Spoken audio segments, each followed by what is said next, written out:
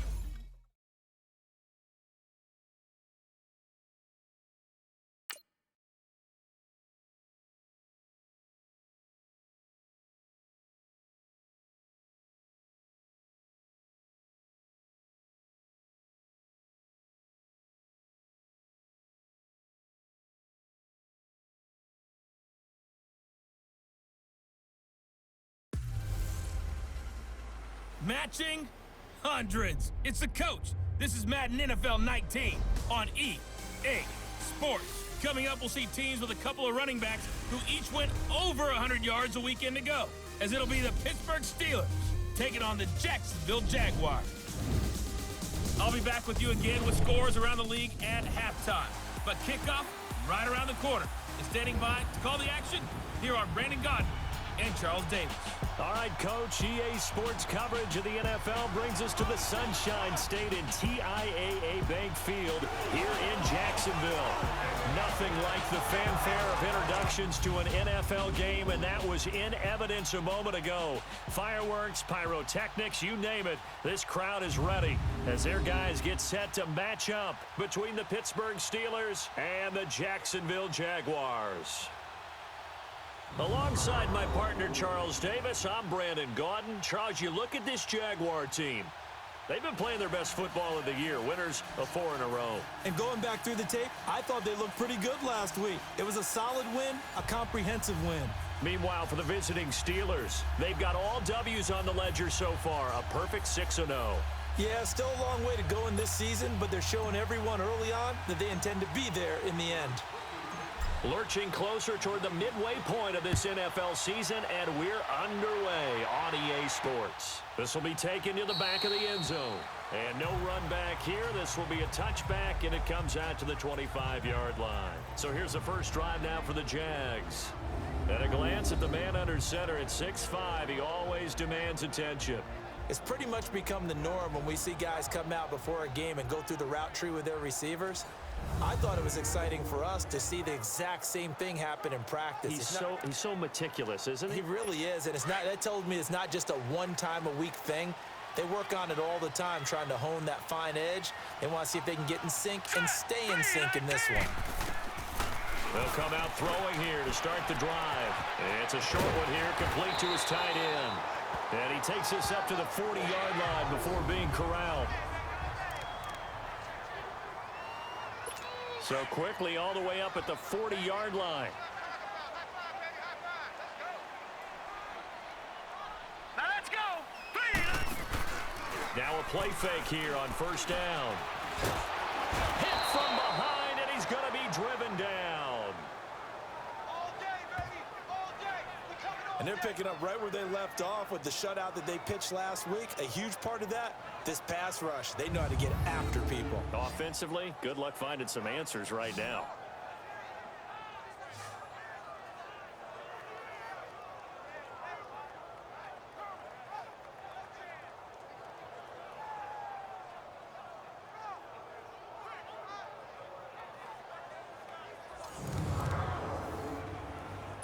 The start less than ideal as they already face a 2nd and long. Now let's go. Blue line it. And they'll try the ground game here with the running back. And he is met in his tracks behind the line of scrimmage. He'll wind up losing 3. And now it's 3rd down. Nice play right there to stop him behind the line, but I want to see how this defense continues to play him here in the first half. Yeah, we know. You know better than I. He has the ability to take over a game. So what do you do? Yeah, I think you have to make sure that you bottle him in at varying levels, because if you crowd everyone to the line of scrimmage, if he breaks through, it's nothing but room to run. They get a big amount back, 18 yards, but they'll still look at a 4th down now. If you're running out route, it's likely you're going to end up near the sideline. And what did we just see there? Toe tap. You got it. The benefits of practice. Toe tapping, foot dragging, picking it up, and making sure it was a catch. So the Steelers offense getting set for their first drive. And we get a glance here at their leader, the man who will be calling the plays under center. I read something prepping for this game that he said prior to, and I think he really said it a few months ago, where he talked about he wants to have the type of season that at the end, he's buying gifts for all the guys who have helped him along the way. And I know that the team wants to hold him to that and really get into his wallet. But that's what good leadership gives you. You know, at the end of the season, because you've done a great job, QB, he's usually the guy who springs for the good stuff. And he'll get this up over the 25 to the 26. These are his numbers from last week's contest. And Charles, how do you think he ran the football? I thought he definitely had his moments. I did think that they could have utilized him a little bit better, and I'm definitely going to keep an eye on him to see how they're going to use him this week. Partner, it's not often that I expect running backs to eclipse 100 yards in back-to-back games, but he left 100 way behind last week. I think he's going to do it again. I'm expecting 150 or more. And last week, AFC Offensive Player of the Week. So if he does what you say he might, maybe he'll get another one. Yeah, I think he's locked in. Now, meanwhile, a pass that should have been intercepted, but it winds up falling incomplete. And the Buffet boys, the O-line, hopefully they're ready today. Listen, you got to feed them first. But if you do, you usually get a great product out on the field. And when they play well, the quarterback can't wait to feed them afterwards. After the incompletion, here now, 3rd and 2. Hurry up, here we go. Feed. And they'll go ground game here with the tailback. And he's going to have the first down yardage as he's down at about the 30-yard line. A gain of 4 that time as the drive continues. Well, they're currently the best in the NFL in converting on 3rd down, so it was no surprise there that they picked that one up. And they've done it in many different ways throughout the season, Charles. Picking it up, running it, throwing it, just effective on 3rd downs all year long. Back to throw. Into heavy traffic, and it's intercepted. Picked off near the 32. And his guys will take over at the 30-yard line. Well, this is a defense that can confuse even the best of quarterbacks with their zone schemes. And here you've got a linebacker that's going to stay at home and just sit down in that zone. And this one basically comes right to him. They go play action here on 1st down. Blitz coming, and down he goes. Well, they go play fake. The problem is nobody was faked out. And when no one's faked out, what's the end result? Quarterback gets hit. So 2nd and long, and got to be careful not to fall out of field goal range.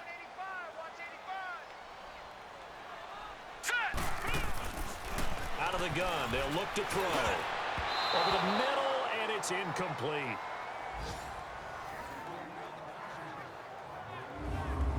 And this O-line, it is the lifeblood of the offense. They establish the tone.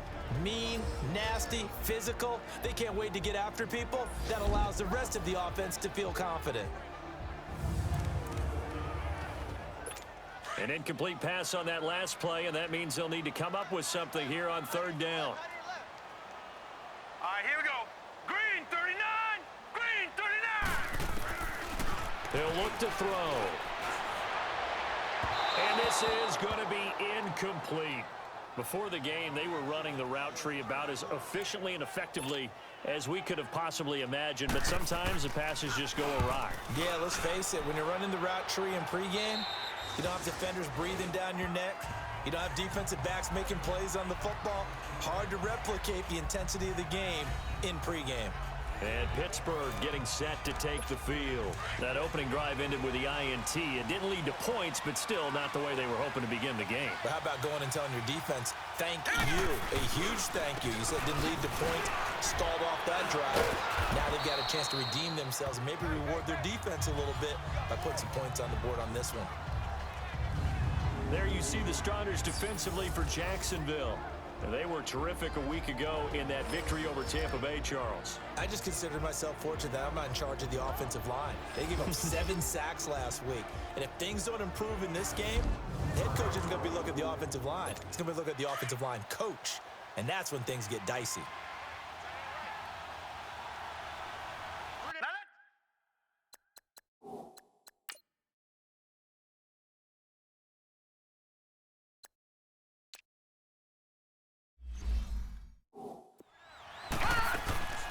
Now the first carry for Bush. And he goes across the 20 to the 22.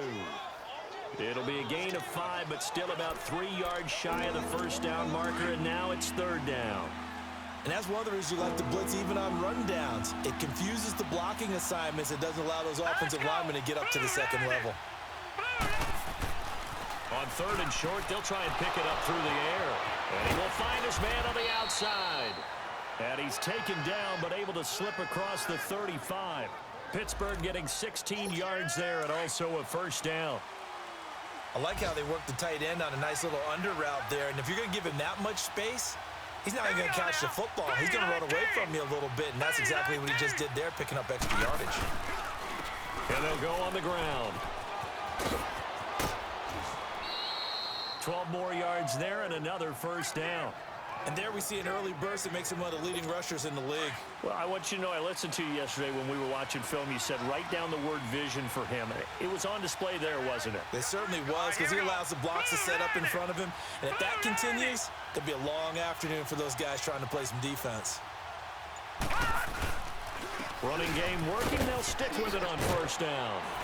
And he's going to take this across midfield into Jacksonville territory. 5 yards on the carry. Good pickup on first down. Getting the sense, Charles, they're going to put a big emphasis this afternoon on the run game. And why not? What we're seeing so far. Back with Charles Davis, Brandon Gaudin. It's Steeler football to begin quarter number 2. They've got a second down at 5 here to start things out. He'll look to throw. And the defense has it covered. It's intercepted. Picked off at the 40. That's twice in a row now. That was embarrassing. So that's back-to-back drives where they're throwing an interception. Ordinarily, we look at the offense and say, what's going on with your scheme? Maybe we should look at the defense and just give them a whole lot of credit. They've got them frustrated right now.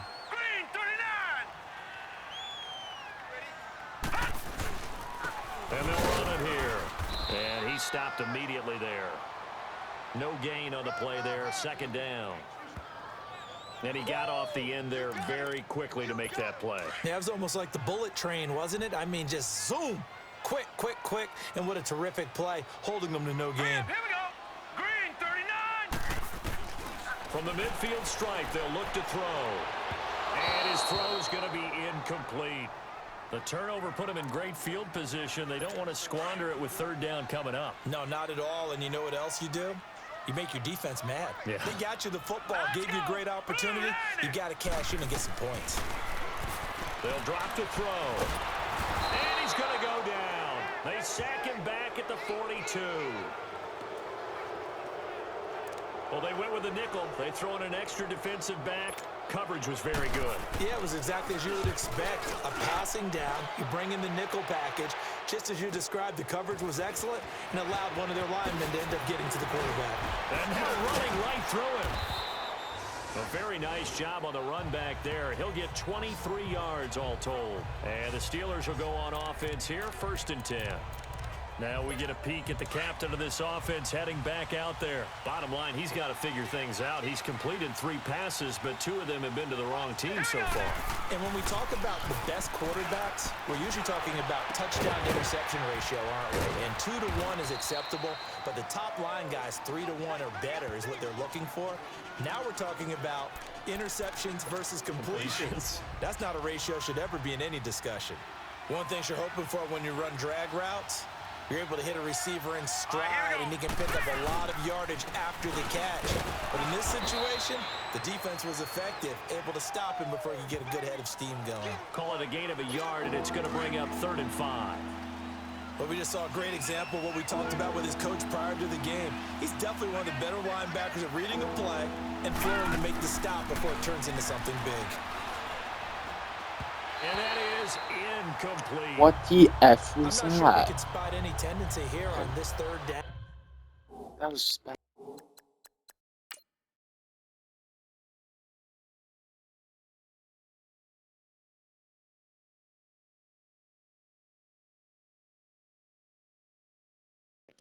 Just stop throwing to Eason. Dude's just They could have stinking it up today. Either one was available. They chose to try and get it through the air, but they were unsuccessful. And the punt team on now as this one's sent away. This is taken at about the 14. A good return there. Call it 13 yards. And the Jaguars go on offense, 1st down and 10. Here again comes the captain of this offense leading his crew back out there now. And I guess the question, Charles, is what's the formula for keeping him better protected? Because as we see, the protection, it struggled. And normally what you do... The 4th down run successful. Now they look to pay it off on 1st down.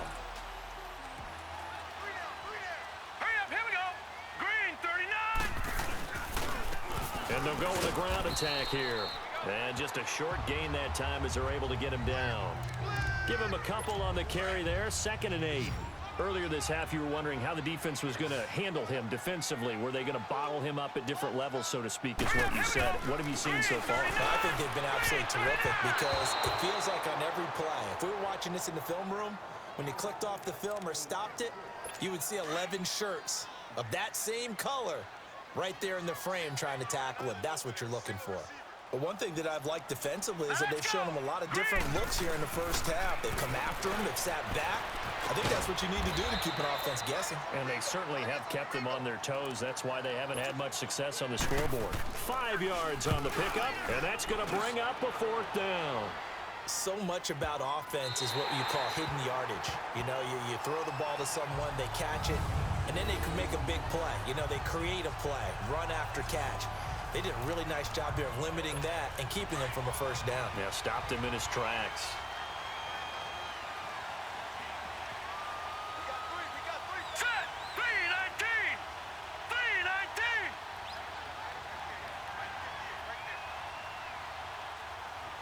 I got one! And on the ground they go with a running back.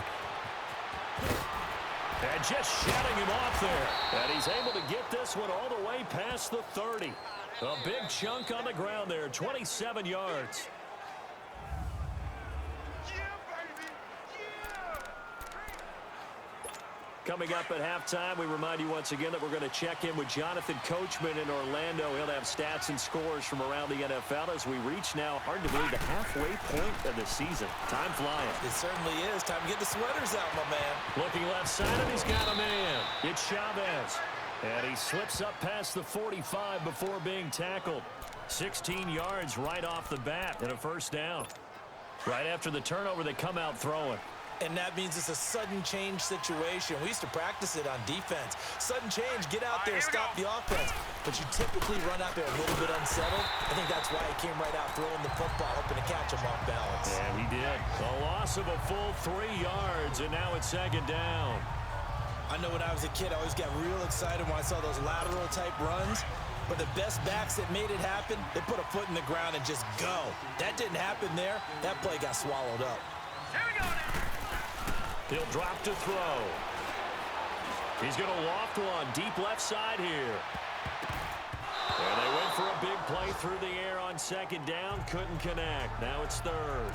Defensively, Charles, they continue to really limit this offense as far as yardage goes. Yeah, you're exactly right. They've been assignment sound, staying in their lanes, keeping proper leverage, and communicating well, too. Hurry up, here we go! Green, 39! Now on 3rd and long, they'll look to throw. And this is going to be incomplete. But no second guessing the call here. It was 3rd and long, so throwing the football was probably the smart play to try and pick it up. But they don't get it, and now the defense goes off the field feeling pretty good about themselves, gaining some momentum as they force them into a likely punting situation.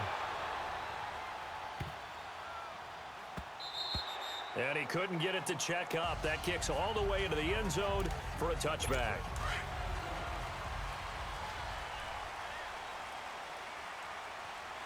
All right, here we go! They'll try and start this drive in the air. Throwing for his running back, and he's got him complete. And he'll get it up here this time to the 21. Call it a 1-yard gain on the play, and it'll make it 2nd down. I know most of the time when the ball's in the air, you're thinking wide receiver, tight end, but running backs, they can be a big part of any passing offense nowadays. Here we go now! Green, 39! From the shotgun, he'll look to throw. And that'll be incomplete with just 6 seconds left on the clock. After an incomplete pass on 2nd down, that'll leave him trying to convert on 3rd and 9. Alert! Alert! 3 now! Now let's go! And we will likely not see another play here as they take the knee and head into the intermission all tied. And they're going to take a timeout defensively. So with 4th down coming up, they go ahead and burn it and say we'll see what happens. So plenty of action on the field, but no action right now on the scoreboard, at least as of yet. 0-0 is our score. As we now go downstate to Orlando and check in with Jonathan Coachman with our EA Sports Halftime Report. All right, Brandon, thanks very much. Hi again, everybody. Let's get you caught up with what's going on around the league here in the unofficial midway point, Week 8 of the NFL season. We'll start things out with the battle for Ohio. This one at First Energy Stadium as Cleveland hosts Cincinnati. And it's the Bengals who are out in front as those two head towards the break.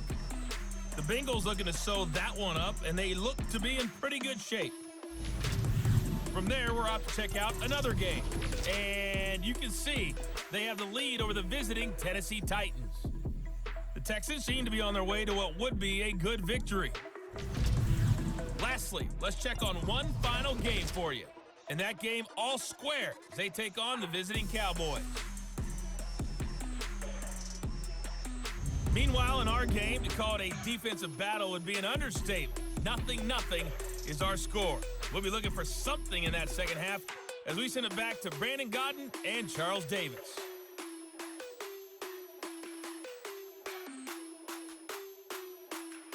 All right, Coach, thank you, and we welcome everyone back for quarter number 3.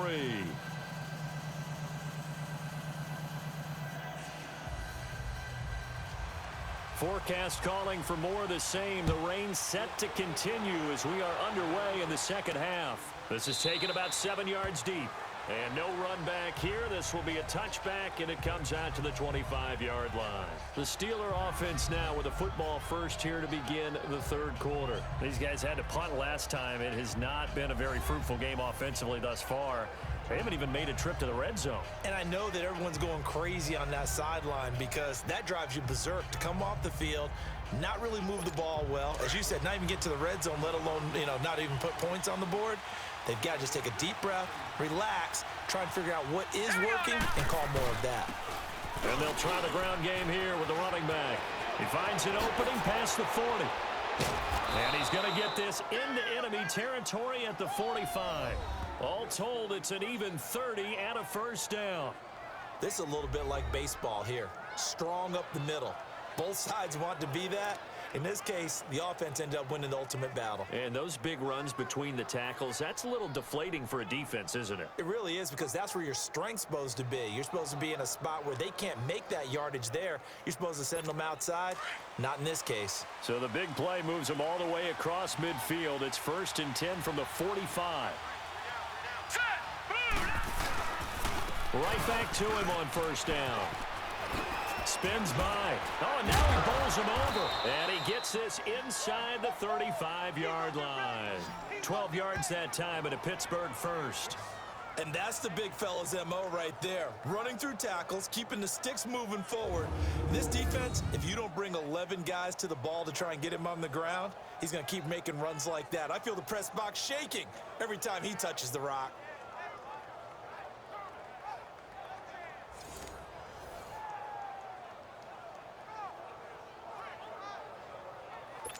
Still in search of their first touchdown of the game, but they're on the move. 1st and 10. Let's go! Green 39! They'll look to throw here on first down. And his throw's going to be incomplete. We've seen these defenses make enough opportunistic plays to keep this one low scoring. Flying around, making plays on the ball, and we see yet another errant throw as a result.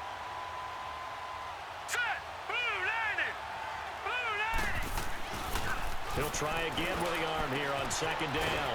And he comes back with one complete. And he'll go down at the 28. That catch good for 5. It's 3rd down.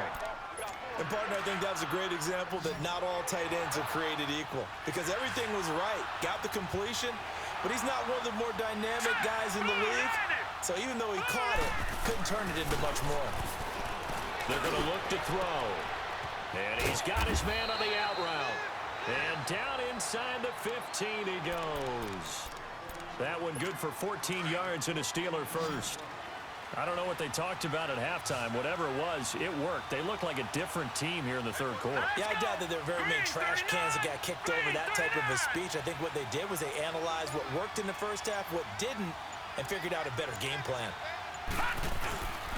And they'll go ground game here with a tailback. And he is met quickly in the backfield. Down he goes, folded like a lawn chair.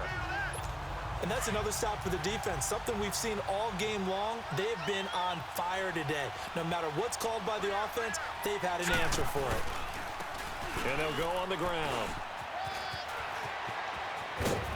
And he couldn't quite get there. Tackled down at the 1. A nice pickup of 14, and it moves the stick, sets up a 1st and goal. Boy, where would these guys be without his performance on the ground? That puts him over 100 yards now for the afternoon, and I tell you, he seems to be getting stronger as the day goes along.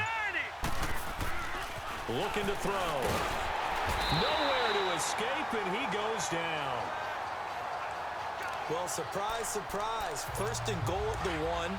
No quarterback sneak, no running play. They decide to throw for it, but the pressure got to him quickly and put the quarterback down.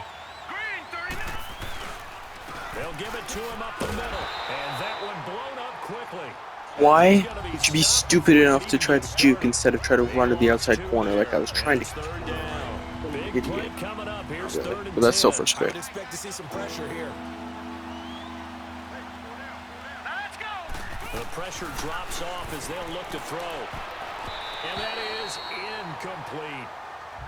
What a difference a week. And because of that, we now get a field goal. 80% of his passes this week. He's down under 50%.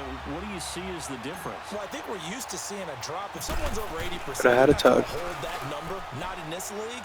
But a drop under 50%, that just tells me that the defense, they spent a lot of extra time on game films and came up with a really good plan to try and chip away at his timing. Well, some good news, partner. We will not have a scoreless tie as we finally get our first points of the contest here in quarter 3. Yeah, just a field goal, but with the way those defenses ruled in the first half, that could be a big 3-point play right there, couldn't it?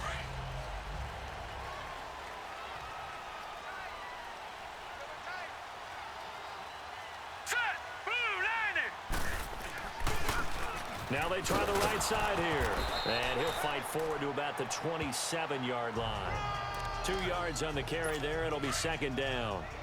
They tried a quick hitter inside, but that one was swallowed up because what they're hoping, those big defensive linemen will take the bait and move laterally and open up a crease that they can run through.